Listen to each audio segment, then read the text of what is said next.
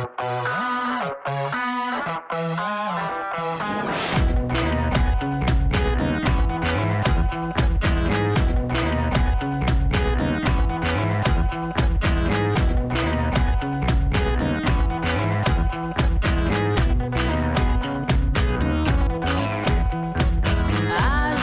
letra pra essa moça. Hoje nós vamos ter aquela conversa sobre espiritualidade e saúde. Estamos aqui com Anderson Nunes Pinto, psicólogo do Hospital Universitário Clementino Fraga Filho, da UFRJ, Michel Robin, terapeuta, ator e dançarino, e Alcio Braz, psiquiatra e monge zen. Espiritualidade é a possibilidade de se conectar e se vincular ao mundo. A espiritualidade é muito importante como uma fonte de esperança. Acho que a espiritualidade é um jeito que a gente tem também de poder fazer sentido esse mundo em que a gente vive. A vivência da espiritualidade é algo muito particular, né? Eu acho que a gente poderia conversar um pouco sobre o que é espiritualidade para vocês. Como vocês definiriam? Acho que é uma confusão frequente entre espiritualidade e religiosidade, né? Que são coisas que têm pontos de contato, mas também têm pontos divergentes. Na verdade, a espiritualidade, ao meu ver, ela abarca a religiosidade.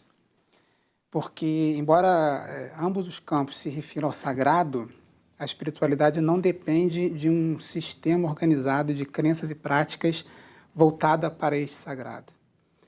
Enquanto a espiritualidade ela se caracteriza pela busca do sagrado das mais variadas formas. Ela pode recorrer a elementos da religião, que é esse sistema de crenças e práticas institucionalizado, ou não. E de tal maneira que uma pessoa pode se considerar espiritualizada sem ser religiosa, adepta de uma religião específica. Também essa questão da espiritualidade, para mim, bate muito com a questão do mistério, né?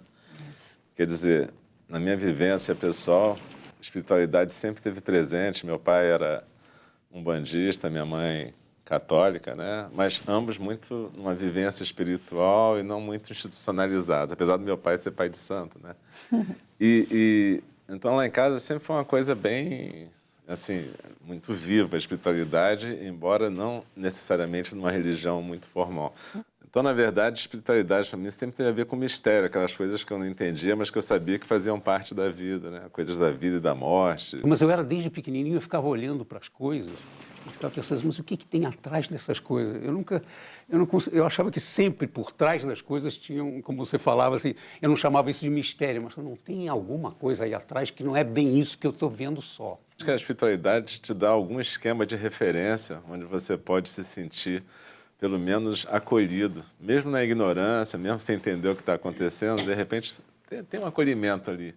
Alguém está te dizendo que aquilo faz parte da experiência humana e de repente você acaba achando mentores, mesmo que você não esteja numa religião institucionalizada, né? Você acha mentores, pessoas que te dão uma luz, que te dão uma orientação. Eu acho que tem uma questão de você não se sentir muito isolado e sozinho diante das conjunturas da vida. De dar mais sentido, né, também para a nossa existência, né?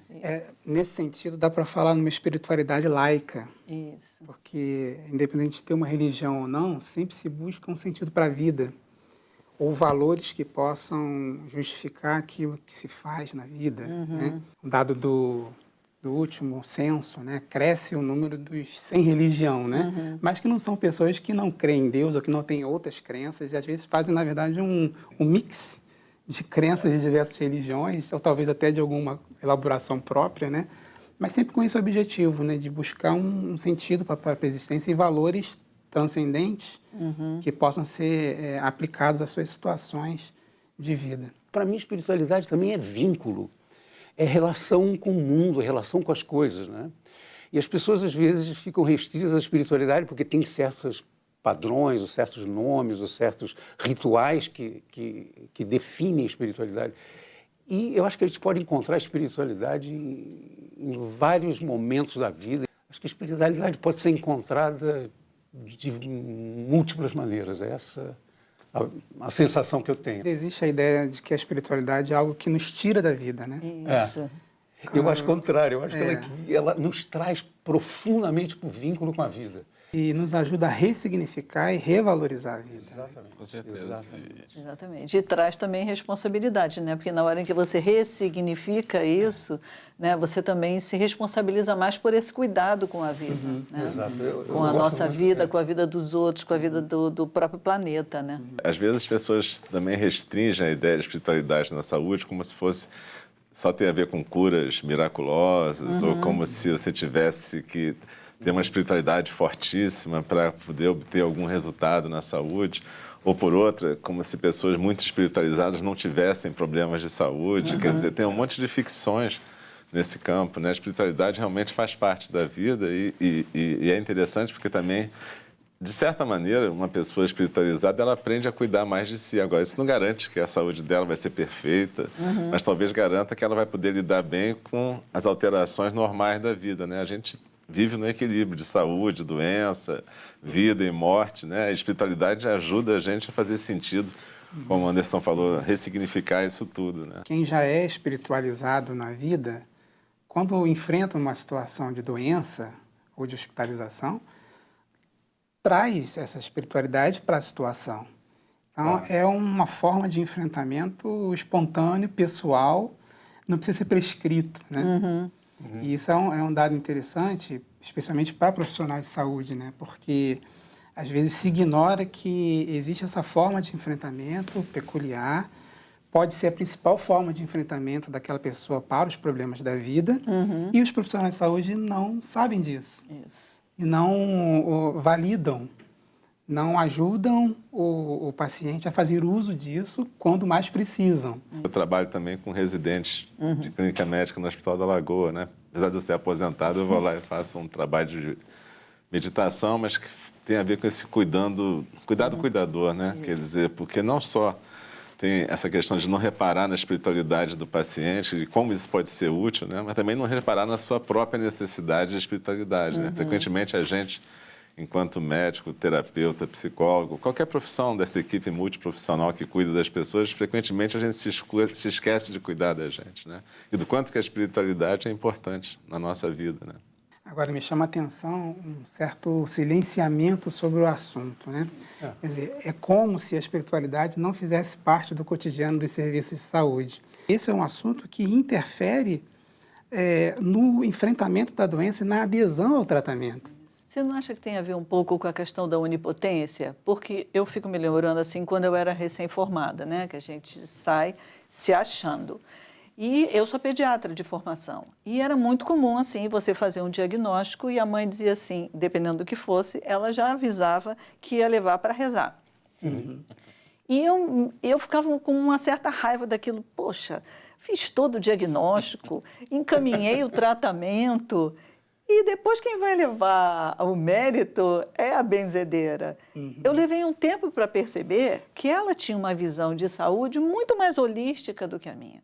Né? Quer dizer, eu estava ali ainda naquele modelo biomédico e ela não. Né? Ela percebia que aquela doença provavelmente era a expressão de algum outro tipo de desequilíbrio na vida daquela criança, na vida daquela família. Né? Então, para mim, assim, exigiu uma reflexão e um amadurecimento, né? Para eu poder incorporar isso como algo bom, né? Relevante, importante para a vida daquela criança, daquela família. Né? É verdade. Eu acho que essa palavra que você usou, holístico, é uma palavra interessante, porque normalmente quando a gente fala holístico, dá a impressão que a gente está falando só de coisas alternativas, né? Mas, na verdade, é essa possibilidade de você superar essa fragmentação, né, dos saberes. Outro dia, pesquisando um pouco a origem da palavra saúde e tal, eu fui lá encontrar que a palavra em inglês, né, health, que é saúde, tem origem na palavra whole, que é inteiro, e que depois deriva na palavra holy, sagrado, né? Então, a ideia de sagrado, saúde e inteiro é um eixo, né? É um começo de uma ideia de você ter um espaço interreligioso dentro da instituição de saúde, né? Exatamente. A Agora- Secretaria de Saúde tem essa preocupação, né, de estar ampliando essa mesma proposta para outras unidades, para os outros hospitais. Eu acho bem legal. Porque, inclusive, nas clínicas de família, isso é muito importante, né? Porque a clínica de família é muito perto da comunidade, né? Então, exatamente. se ela pudesse aliar e fazer parcerias com esses setores da comunidade, isso aí é fundamental, né? Nós temos também outras parcerias com outras religiões, como a religião evangélica. Nós fazemos alguns trabalhos também em igrejas evangélicas da área, como na Igreja Batista do Lins. A gente vai fazer agora um trabalho no sábado. Nós fizemos já também trabalho na Igreja Presbiteriana. Nós temos também um trabalho que a gente já criou uma parceria com a nossa assistente social aqui da unidade, com uma creche presbiteriana que fica na comunidade da Camarista Meia. Quando o profissional ele tem a sensibilidade e a habilidade de tocar nessa dimensão, ele consegue melhorar a sua relação com o paciente. Claro. Isso só pode produzir benefício para o próprio tratamento, né? É o que se verifica na prática. Uma pessoa, teoricamente, que está mais envolvida numa prática espiritual, supõe-se que ela vai ter menos medo para ofertar para o paciente, né? Porque, no fundo, a gente tem que dar um dom ali do não medo. Não é um dom de que eu sei tudo, mas é um dom assim, eu não tenho medo de lidar com o que está acontecendo. Não quer dizer que eu sei o que vai acontecer, não quer dizer que eu tenho uma cura miraculosa, apenas quer dizer que eu não tenho medo de ser gente, estar junto com você e poder acolher o seu medo. De alguma maneira, quando a gente compartilha de um ritual, a gente está reafirmando a nossa ligação, né? Então, acho que tem pequenos rituais que são importantes e são possíveis num local de cuidado com a saúde, né? De novo, eu acho que o importante é ver o que aquele paciente precisa e o que ele tolera, o que ele quer, né? Porque também a gente não pode impor, né? Às vezes, quando eu trabalhava nessa parte lá no hospital, tinha muito cuidado de ver o que o paciente quer. No meu caso, que trabalho mais com infância e adolescência, onde os jovens estão cumprindo medidas socioeducativas. E você vê que aquilo é muito importante. Mas, se não for feito com muito cuidado, pode também ser muito invasivo. Pode. Porque, às vezes, você entra com alguma religião e aí desrespeita um pouco a história daquela pessoa, né? Quer dizer assim, quando casa, né, a oferta com o desejo, com a necessidade daquela pessoa, o resultado é muito bom. Muito bacana, né? A espiritualidade, as pesquisas têm mostrado isso, que ela está associada a essas emoções positivas. Não apenas gratidão, mas também sentimento de paz, encorajamento, esperança. E essas emoções, elas têm repercussões não apenas no aspecto mental, mas também físico. Tem algumas pesquisas que mostram isso de uma maneira impressionante, assim.